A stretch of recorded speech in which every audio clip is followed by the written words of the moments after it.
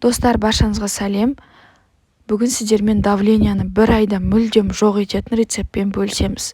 Мені өзім білетін халық емі туралы жазсам ба деп едім.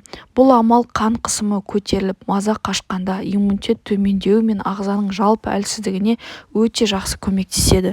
Оның әсіресе аденома мазалайтын ер азаматтардың көмегі көп екенін жеткізгім келеді. 2 уыс пияздың қабығын жақсылап жуып, эмаль ыдысқа салып, оның үстіне 700 мл су құясыз. Енді оны баяу отта ақырын ғана 5 минут қайнатасыз. Оттан түсіріп 1 сағат тұндырып қойған соң таза стерилді дәкемен сүзіп алу керек. Тұнбаның түсі қара қоқшыл болса үстіне аздап су құюға болады деп жазады Ауырмаңыз газеті. Сосын 3 мезгіл тамақтан 30 минуттан бұрын ішеді.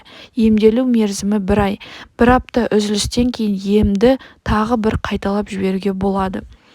Достар, подписка жасап лайк қойды ұмытпаңыздар. Болашақта менің кеңестерімді жоғалтып алмас үшін.